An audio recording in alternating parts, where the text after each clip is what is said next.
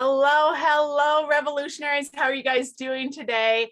Drop a note in the chat. Let me know how you're doing, where you're chiming in from.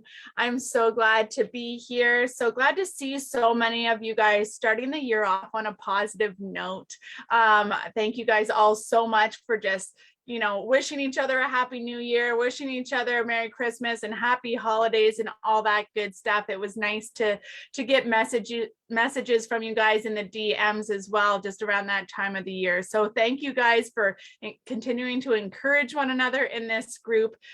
Being revolutionary is incredibly relational. And so we want to encourage you guys to continue to share in this group, build one another up, share what you're doing, because for sure there's other people in this group that need what you're doing, and there are other people in this group who need that connection, right, to not feel alone, to not feel like a solo entrepreneur.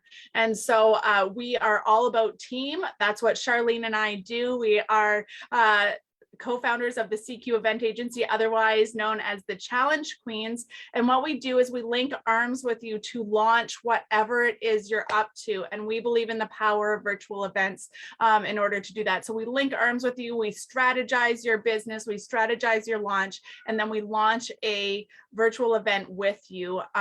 We believe in the power of team. We've seen a lot of entrepreneurs give up. We've seen a lot of people spin because they don't have a team and they don't feel like they can afford a team. So the Challenge Queens are here for you, to link arms with you as a pop-in team to get that thing launched, get those boxes ticked. Let's go.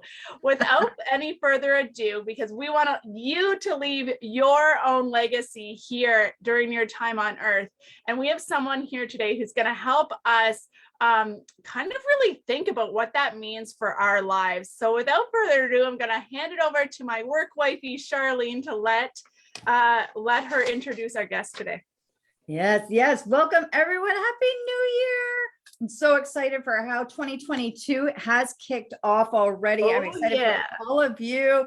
Trust, believe, and know that this year there's something in the air. I feel it. With every conversation, everybody that we've met so far, there is something happening. There is something sprouting that is very powerful this year. So let's lean into it and really lean in here in the group and conversation. If you're new to the group, welcome. Please use this group as a resource to connect with other entrepreneurs just like you. Maybe there's a joint venture, collaboration. Maybe you're missing something in your business and you need another professional to support you in that way.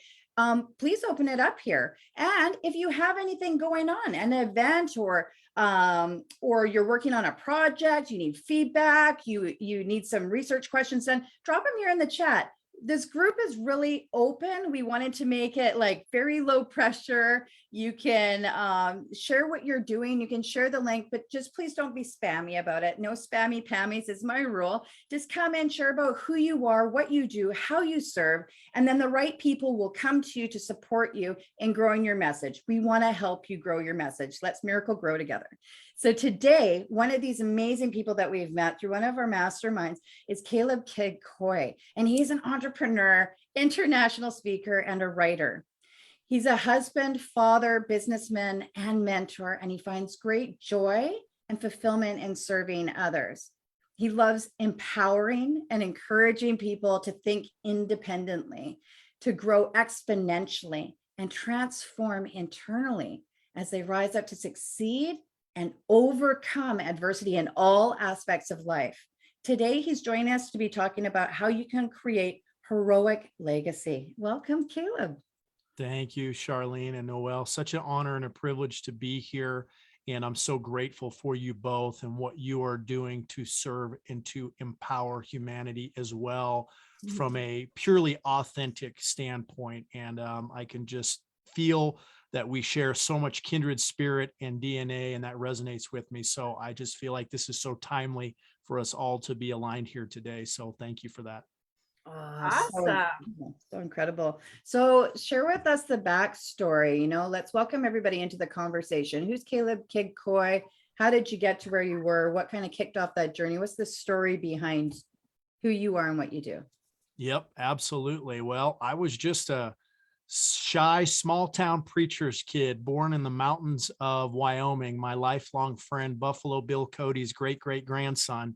And he and I had the privilege of getting into music and learning to play guitar together as teenagers. But being a preacher's kid gave me a lot of opportunity to, number one, establish what kind of faith I was going to have and what kind of belief system in my own life. And number two, how I would apply that to the kind of legacy that I wanted to build moving forward.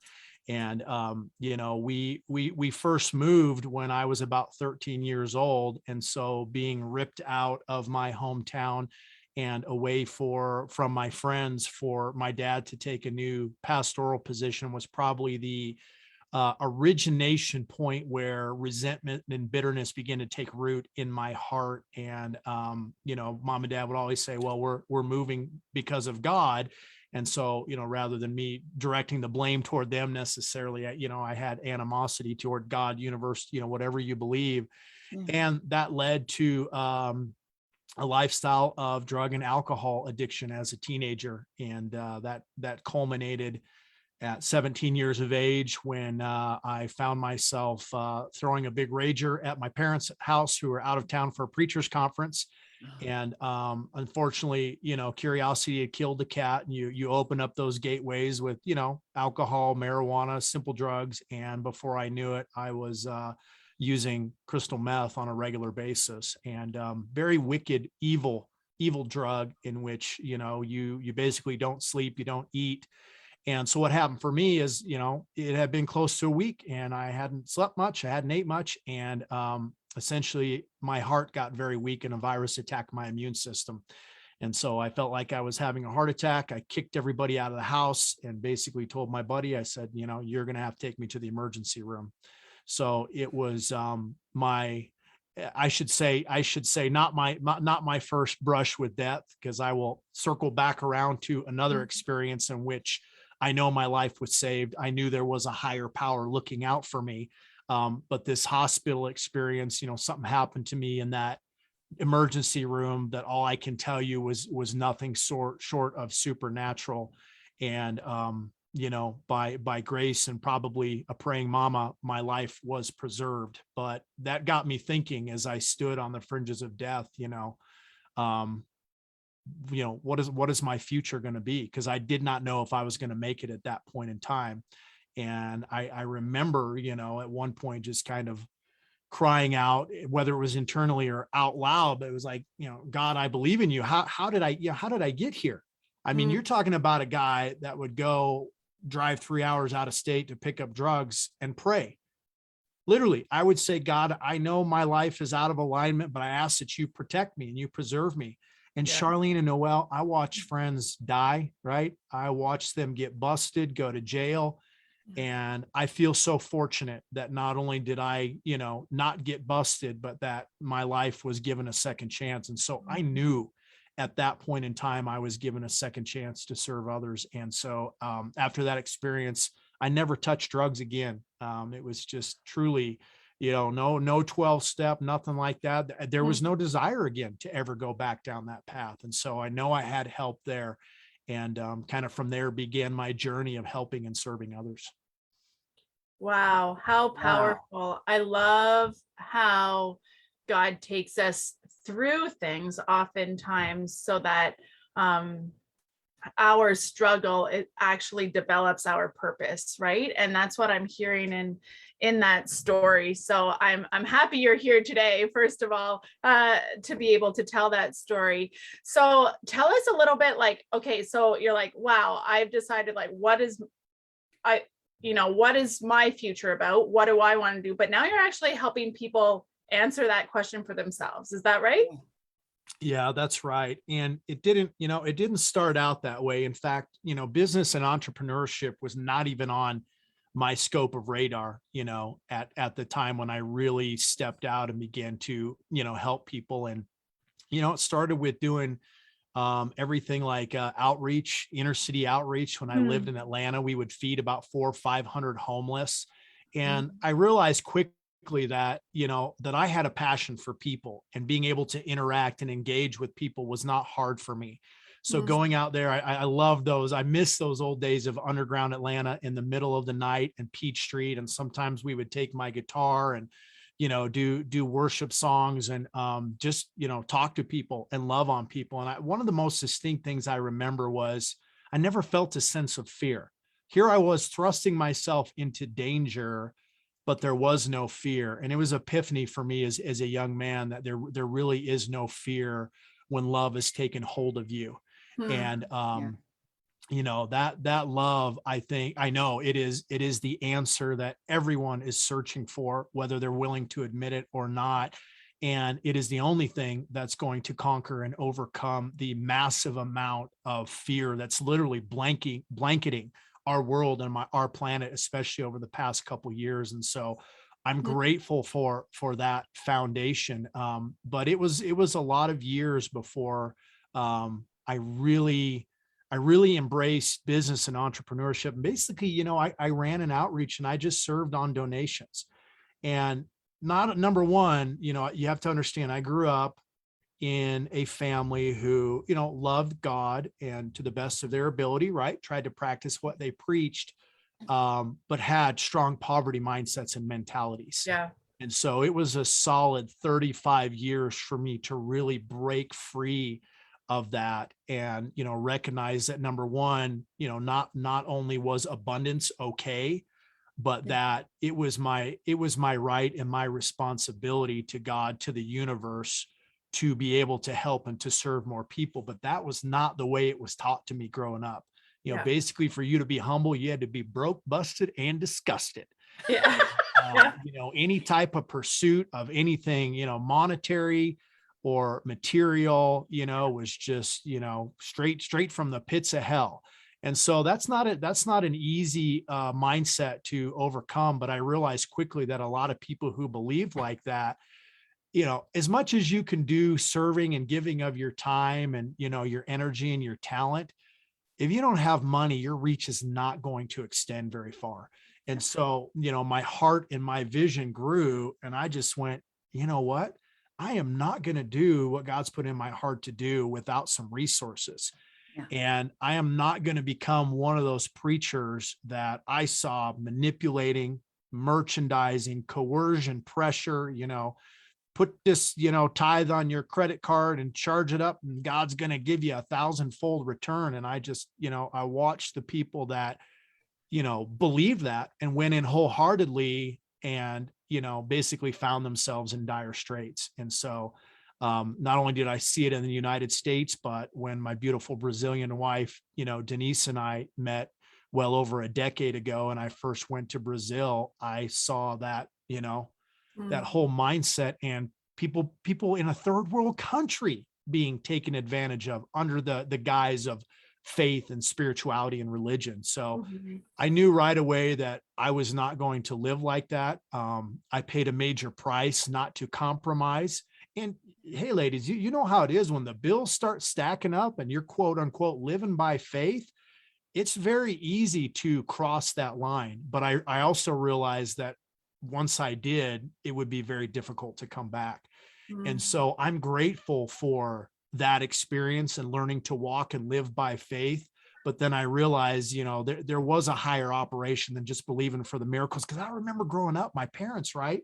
It was just like, how are we going to pay the bills? And, something would come through last minute. Mom and dad would say, it's a miracle. It's great. But I always remember going, what if we just had more than enough and we never had to wait for a miracle to happen? We were being the miracle for somebody else, blessing and giving and serving. So the miracle for someone else. That's a hashtag miracle right there. Yeah.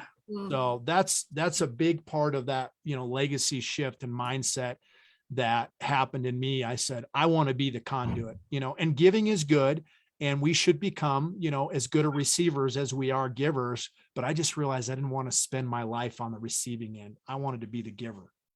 So I've got a question with that, because this is a very, very powerful topic.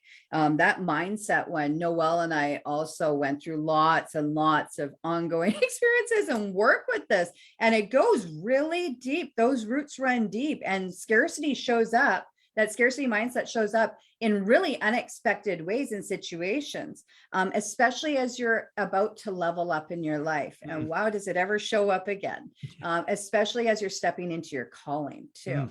So for those of you who are having that show up for you, you're in good company. We all know how that feels. But I'd love to hear about that door. So you recognize, you have this awareness, I don't want to do this. I'm ready to do something new and I have to embark on this journey. What key person, key relationship, key situation, environment allowed you to unlock that door and take your first step through? Great question, Charlene. Great question. You know, I have now a number, obviously, of mentors in my life who I would consider, you know, abundance, financial, you know, breakthrough. The list goes on and on and on. But really, it began for me in books and a meeting with a gentleman who I met back in 2006, actually at a faith-based finance conference where, you know, twofold things were happening. Here I was in full-time ministry, and my previous wife had struggled with postpartum depression and had a breakdown. And I was in a place where I was standing and believing for the restoration of my marriage. And little did I know that that was never going to come back around again. And I meet a gentleman by the name of Gary, who was an expert in financial estate planning, revocable living trust, really since the early 1980s. And Gary, he and I just immediately meshed, and I saw his not only his heart to serve humanity and his desire, right, to equip people, but talk about, you know, financial intelligence and ingenious. And to this day, I'm actually going to be meeting with him next week for this big meeting I'm flying out to next week that I mentioned to you. He's one of the people, and it's just extraordinary to see how far, you know, we've come. Because at the time, again, entrepreneurship, nothing like that was in my scope of vision.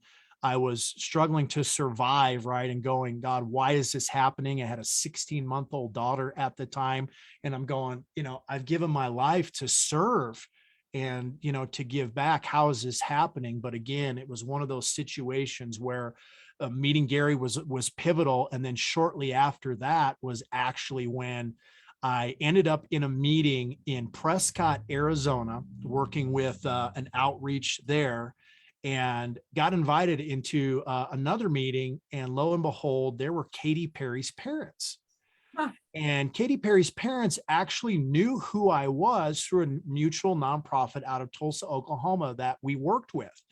And I had just met Brian Headwelsh, who's a guitarist for the well-known metal band Korn. Yeah. And Brian had a major conversion himself, was an addict, was doing the single dad thing. And so I'm talking to Keith and Mary, and, first of all, I'm shocked they knew who I was. Yeah. And they asked me about it and said, well, what happened here, Caleb? And I said, listen, here's my history. I said, I grew up a musician, did the rock and roll, the metal band thing. I have such a heart for this and I want to help these guys. And Mary looks at me and she says, oh, that's interesting, Caleb. I've been doing these women's meetings in the home of Pam Mustaine. And number one, my jaw drops. Then I start to weep. And she's like, do you know who that is? And I said, well, yeah. I said, it's the wife of Dave Mustaine, co-founder of Metallica, founder of Megadeth. And I said, I have been praying for Dave for the past 10 years. And I said, I used to have dreams that I was going to meet and work with him. So long story short, they introduced me to Dave and Pam. This was, I went out, I think it was just before Christmas of 2006. And so it's so surreal, right? Because here you are in the home of one of your iconic metal gods, right? I'm like, this guy was one of my guitar heroes. So of course I brought the picture to get the signature, but there was something that happened and we had this opportunity. I don't know, there's maybe 20 people in the house at that time. And something came over me that was not me. And I remember at one point I had walked over and I grabbed Dave by the ankles and I started praying for him. It's one of those situations, right, where I step back and in your head, you go, oh God, what the crap did I just do? Yeah. So, these metal guys tend to be very highly intellectual too. And he was, quite quiet, initially feeling that all out. And after it was all said and done, he approached me, we did the picture, we did the signature. I flew back home. I get a call from Pam. Yeah. She's really worked up. And I'm thinking to myself, because, Dave was still struggling with addiction at that time. My first question is, Dave okay? And she said, yeah, Dave's doing okay. And she said, Dave wants you to come and stay with us and work with us for a while. And I said, okay, let me check my schedule, check everything, timing, blah, blah, blah. Right. Cause I was still single dad, at that point in time. And she says, no, Caleb, you don't understand. She said, Dave's never invited anyone to stay in our home before. Wow. I just said, wow, that's pretty extraordinary. So long story short, I was invited back, spent time with Dave over New Year's, met some other artists and actors, people that he was working with, and spent a number of years life coaching in the entertainment industry, which I thought that was my, final destination, but it was actually just another stepping stone into what I'm doing today as a legacy hero consultant. So I thought you'd appreciate that background story too. Very cool. Yeah. Wow. So good. So I'm sure there's a story then that helped you transition from that, where you felt you were stepping into your calling and doing that kind of work in the entertainment industry, to what you're doing now. So what was that transition like? And then take us to what you're doing today. Sure. Yeah. I think, you reach a point. I'm just so raw. And I think God and the universe have given me this ability to be able to speak into people's lives, because I'm not impressed by status, fame, and fortune. And I don't care who you are. I'm going to love you. I'm going to love on you, whether you're the homeless crack addict in the street or whether, you're the rock star with a huge, following and fan audience. And, so that's who I was. So I had that opportunity, and it's funny. It came up briefly. I don't know how in the tennis court this morning, because the lady asked me, what was that like? And I said, after a while you grow weary of the drama and the egos. And so you're around people that are used to being catered to and being told what they want to hear. And now all of a sudden you've got a guy who, is just confident in who he is. And is telling you, I don't care how many fans you got, you need to stop being a prick and treating people like crap. Yeah.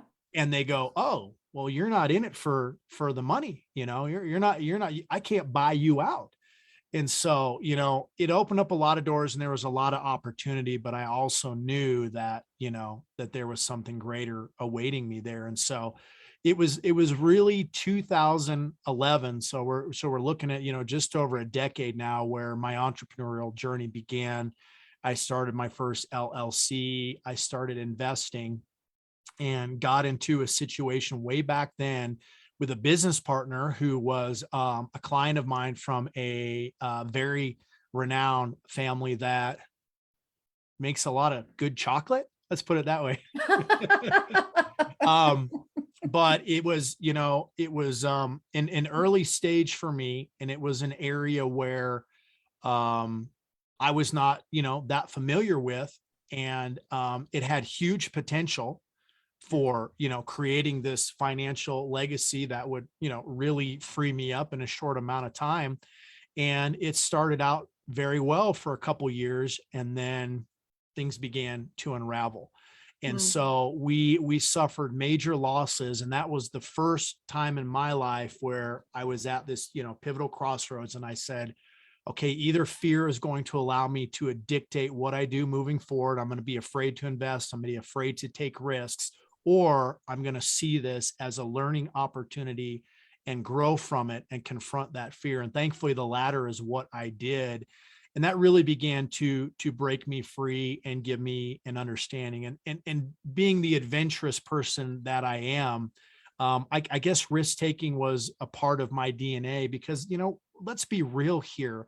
Not everybody is born with entrepreneur DNA. You've got to have some serious stinking rhino hide to, ride out the crap storms and the obstacles that are going to come your way. And it's very uncomfortable. And so, either you have some of that DNA I just going want to in, give Charlene a acquire it. virtual high five right now. So, it's funny because we've all watched, the trends, and, it's so cool to say I'm an entrepreneur and things like this. And I'm just like, yeah, you may say it's cool, but until you've actually weathered the storms and you've suffered major losses and you've failed multiple times over, you're not going to really know whether you have what it takes. Especially, let's be real here, ladies, right? Yeah. By nature, it's easier for ladies to feel comfortable, right? A lot of people, they want to be with a man, they want to be with a husband who's going to be the breadwinner, who's going to provide. So you're talking about putting your spouse, and obviously it can be vice versa, right, in an uncomfortable position as well. They have to be willing to say, okay, this is not a typical 9 to 5. We're going to have to stretch ourselves, and at times we're going to feel uncomfortable. And then when you bring children into the picture, I now have 3 kids, right? My oldest 16, my youngest just turned 1 here at the end of the year. That changes everything as well too. And so there's a lot of pressure as we build out our family, right? For us to say, okay, we're going to make this work. So I understand, I empathize, I have so much sympathy for people that have tried, really started their own business, believed they could make it work, and things just didn't go as planned, and they went back to the typical 9 to 5. There's no shame in that. There's no judge. I am so sick and tired of people in the 9 to 5 feeling shamed, if it didn't work out for them. It's okay.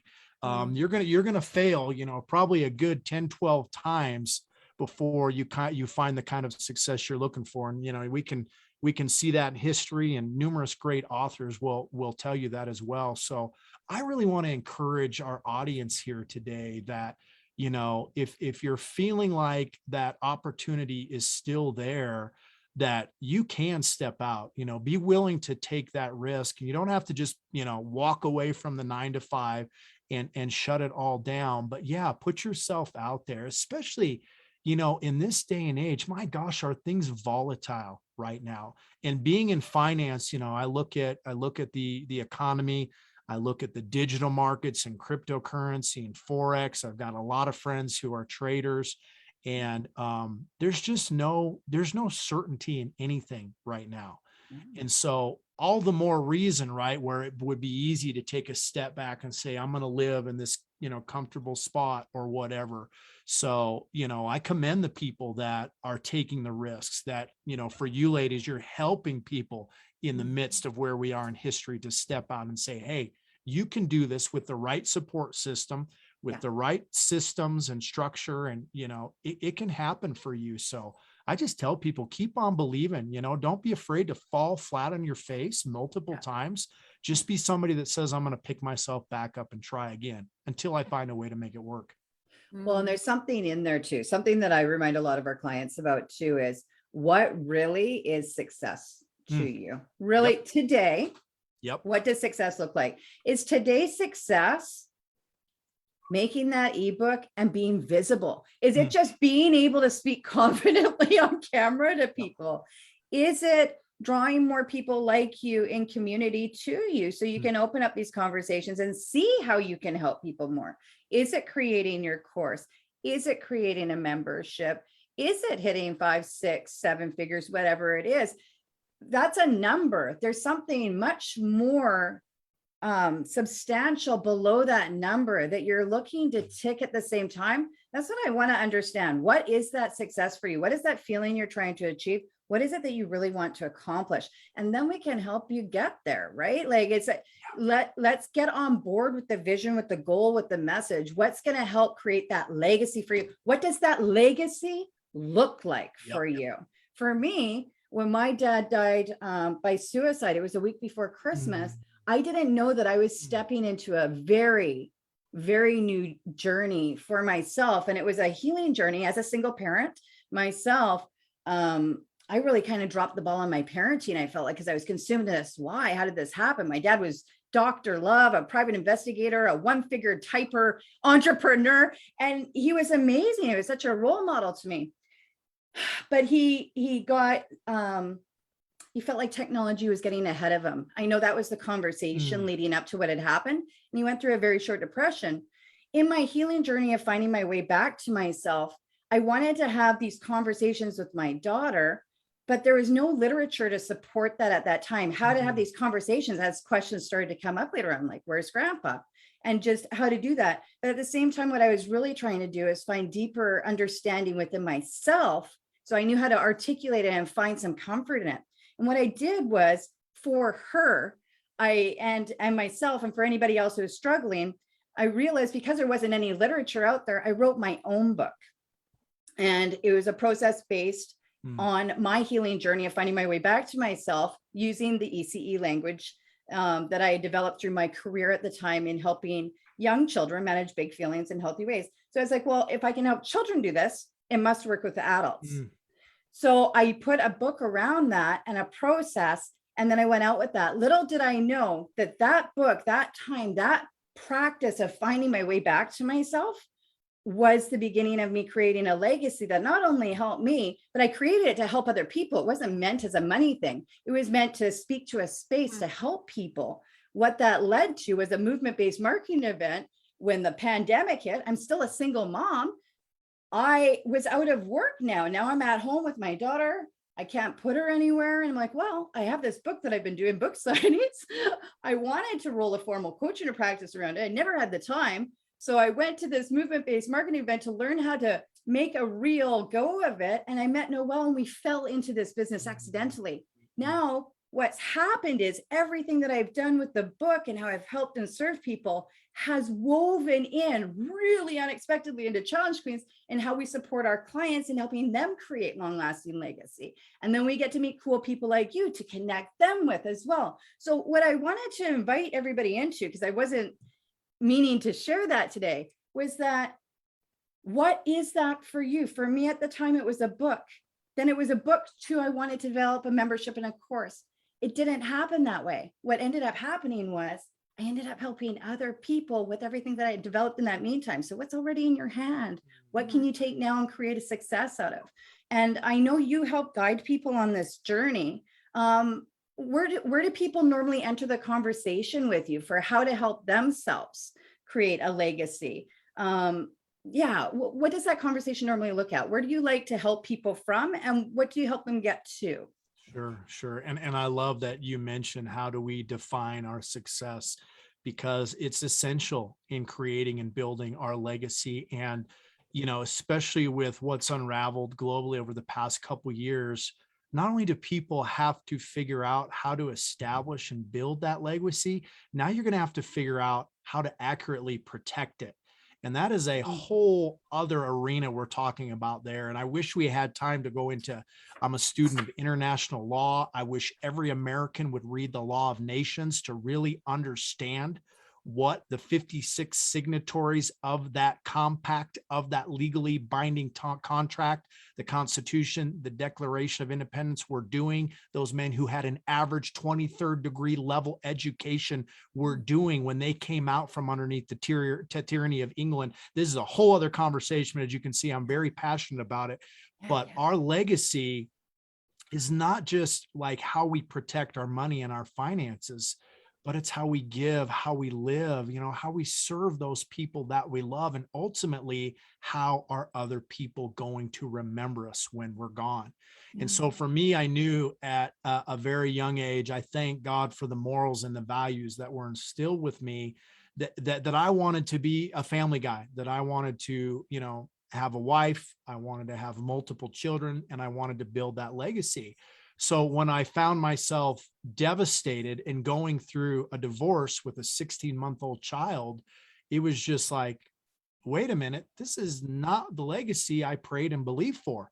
And on top of that, a young man who is very naive to the American judicial system, and you find out in a hurry that you do not have the rights that you think you have when you are now being told when you can or cannot see your own child. We're getting to some raw reality right here. And I could expound on that a lot, but it was just like, okay, if I can't do this, what is it going to take for me to protect this legacy? Because obviously, continuing to be a part of my daughter's life and being present and being active was something that I was going to have to fight for. And boy, did I have to battle and fight for that. And so, second time around, it's just like you realize, okay, these are the types of things that so many people are not prepared for. If you go through an unexpected divorce, right? If the other spouse happens to have parents who put their name on the house or gave them power of attorney or something like that, a lot of people don't realize that the other spouse can have rights to that money. I mean, can you imagine the controversy that's caused? Things like this, if you become legally incapacitated, if you're in an accident, if you don't have advanced medical directives with medical power of attorney, and you find yourself in that situation, maybe it was a car accident, maybe you slipped on the ice on the sidewalk and fell into a coma. All of a sudden, your family members are powerless to make medical decisions for you because of those HIPAA laws, because you don't have those simple documents in place. So for me, like, it was that divorce situation, right? And different things that I start to go, wait a minute, what if this happened? What if this happened? And so that's something I talk about in my estate planning presentation, the Hero's Legacy Process. And if you go to calebkidcoy.com/legacy, you can register that. You can watch that for free. There's so much information. And I go through a lot of those different scenarios that we don't realize that we could potentially go through. A lot of people have an IRA retirement fund. Something happens to one of the spouse, they need that money to pay the medical bills. If you don't have a good revocable living trust in place, you can't even access that. So there's so many of these little things that we don't think about because we haven't been personally in that type of situation. And so this is a big part of my heart, of our heart, is to educate people properly on what it means to protect your legacy and ultimately to get you out of the judicial system, to get your money out of the judicial system so that you don't have to go through probate, which is a public process. It's very painful, right? It's open. Anybody and everybody can see all your junk, what's going on. And the worst part of all is anybody can come and contest your estate. For example, let's say you were in business with a partner 20 years ago. So we're going to start this business and it's going to do very well. Okay, I'm going to invest this amount. You're going to invest that amount. You do it, bam, the business fails. Okay. Not necessarily anybody's fault. And, your business partner says, well, life happens. Forrest Gump says shit happens, right? And you go your separate ways. Well, all of a sudden, down the road, something happens, right? You pass away, your former business partner hears that you have died and your estate is in probate. Well, what's he going to do? He's going to pick up the phone, call an attorney and say, hey, this guy lost my money 25 years ago. I want it back and it's coming out of his estate. Now, even if his claim was completely illegitimate, false, or he lied about it, it doesn't matter because your family is still going to have to pay an attorney to contest that. Yeah. And the attorney might just say, hey, give us 10 grand and we'll go away. And your family attorney, because they're busy grieving, they're trying to make funeral arrangements. They're trying to deal with, accessing your estate. The siblings are fighting over who gets what because it wasn't specified in a good revocable living trust. All of a sudden, it's a massive mess. And you're likely to see the family's attorney to say, okay, no problem. We'll give you the 10 grand, just go away. This happens all the time. It is so sad. And so people don't realize oftentimes until they've gone through probate or a child has had to probate their parents' estate, right? Because they didn't take the time to set that up, literally, a small amount of time and a relatively small investment can protect you from avoiding weeks, months, and sometimes years of the probate process and getting dragged out. I mean, sometimes entire estates are spent down during the probate because everybody wants a piece of the pie. And so That's part of protecting your legacy. Is you need a good revocable living trust that includes your living will within it, that includes your advanced medical directives and medical power of attorney, in order to position you to avoid probate and make it a simple process. Like literally within a matter of weeks, your kids, your heirs, your beneficiaries can settle the estate and have access to what you worked so hard to leave for them. Wow. Wow. There are so many gems that were dropped there. Thank you, Justine, for capturing those in the chat. I appreciate that. Caleb, we want to make sure that people who need to connect with you can connect with you. So I know we left the website earlier. Let's repeat it one more time. And what are people's first steps with you from this point? What's your onboarding process for them to get into conversation with you? Sure. So you're going to go to calebkidcoy.com, kid with 2 Ds /legacy. And literally it's going to take you 30 seconds to register, and you're going to get an email with really multiple videos that I will send to you, including this 55-minute full length, the hero's legacy process about trusts, wills, and how to avoid probate. And so from there, basically we're going to hop on a call, and we're going to talk about, what you need to do to get your estate set up, protected, and how you can create that ongoing legacy. And I actually just finished filming last week a 35 to 40 minute video with the founder of our estate planning technology platform. I just love technology, and the fact that we are in a day and age where we get to utilize technology, proprietary software, verified e-sign technology, where a couple clicks of the button and your living trust is signed and verified in real time and legally codified throughout all 50 states, doesn't matter where you live, is extraordinary. Now, to top that off, we've got a powerful electronic funding kit. And when you fund your trust, all that means is that you're going to assign your assets to your trust. And one of the things that we found out, there's a lot of estate planning attorneys out there were not only charging exorbitant fees hourly, but they were not properly funding your trust. And so if you have assets sitting outside of your trust, it doesn't matter what it is, that those assets are going to be subject to probate. So we've essentially created this platform and this system where you have 24/7 secure access through your client console. And with a couple clicks of the button, you can update and make changes to your estate anytime that you want to. You buy a property, you sell a property, buy a house, sell a house, you win the lottery, you change bank accounts, bam, bam, bam, a few clicks of the button. Best part of all, we embedded our attorneys into the process. So you're not going to go back and pay them additional fees hourly. It is extraordinary. So our founder, Gary, who I said, started building this platform back out in 1984. He and I got together last week. He took the position like he was an advisor agent. I took the position like I was a new client, and walked people through all the different features of the platform. I've been wanting to do this for a while. It's so cool. So once you watch that video, and once you see all the different scenarios that could happen, right? I tell this story in there about, getting pushed into the pool, right? There's a wealthy man. He's got an only daughter, and he throws this bash, and he invites all the most eligible bachelors in the county. And he says, okay, here's what I'm going to do.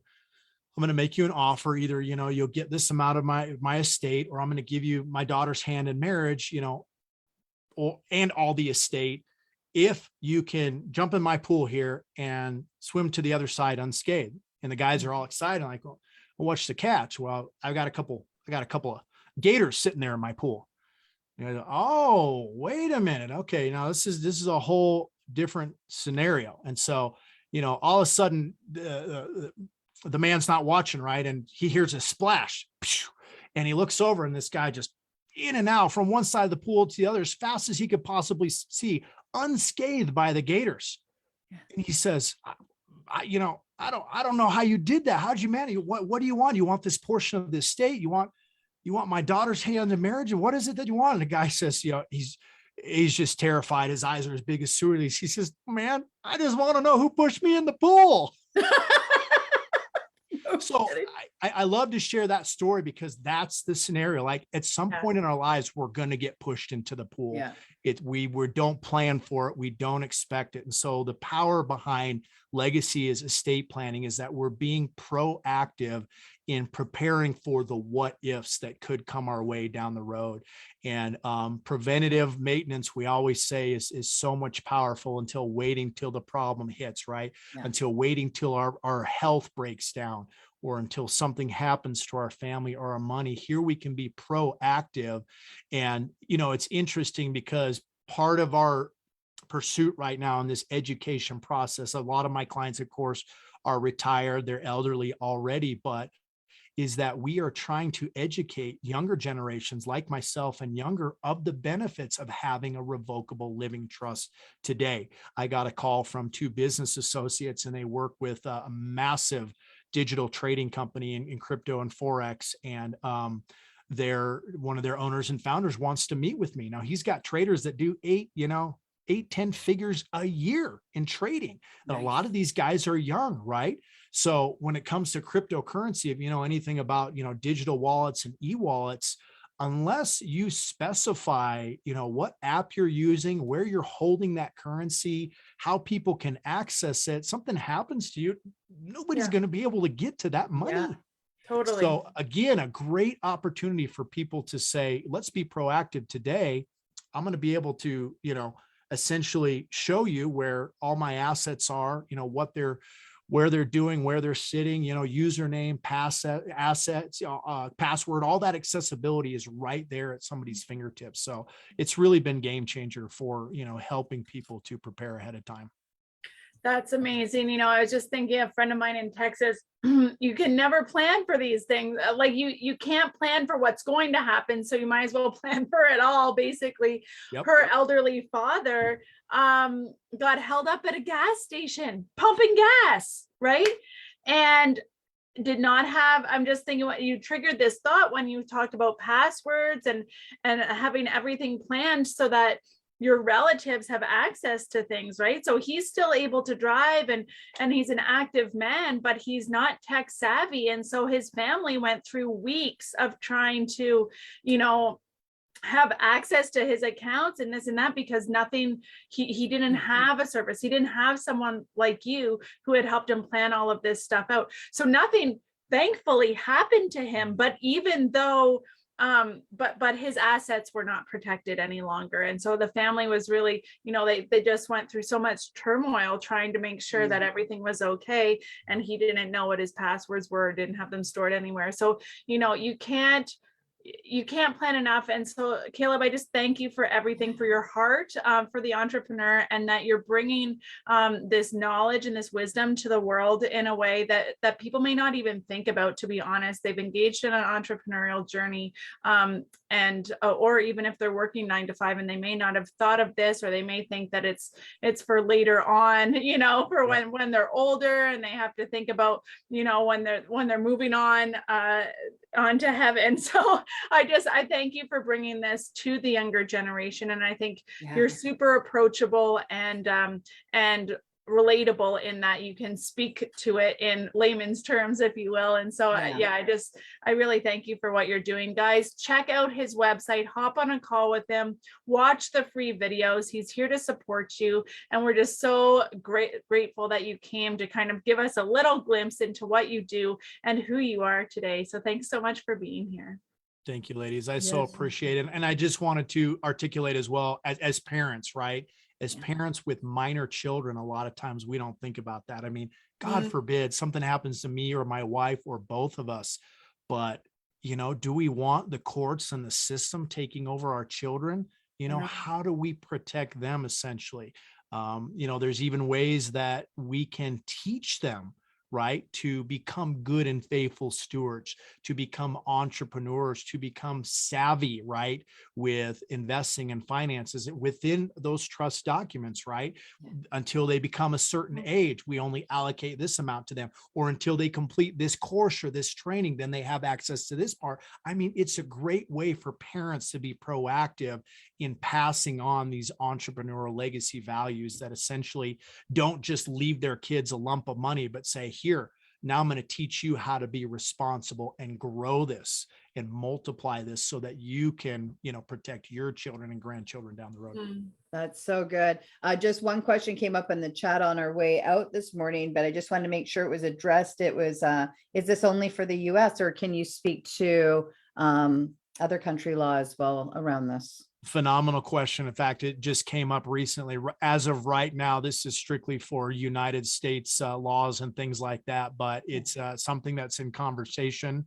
And part of, hopefully what will come of this big meeting next week, and, the expansion at some point. Obviously, my wife being Brazilian, I go, well, here's a huge nation where we could help empower, but it's going to take a lot, because the laws are different, because the language has to be very precisely translated and scripted. But I hope to, at some point in time, see this work for other countries as well. That's so great. So so definitely reach out, get in contact, get into conversation, because even if Caleb himself isn't able to help you because of your country, he could actually guide you in the right direction to start processing in the right way, or the people that you'd want to get connected with in your area. And maybe, who knows, you might be a gateway for that to open up for your country, if this is something that interests you as well. So the point of this is get into conversation. Get into conversation. Thank you so much for being with us today. Friends Go Live. Remember, we're stronger together. We go further, faster. We bless you all. And thank you for spending your time with us this morning. Have a wonderful week ahead. Take care. Thank you, ladies.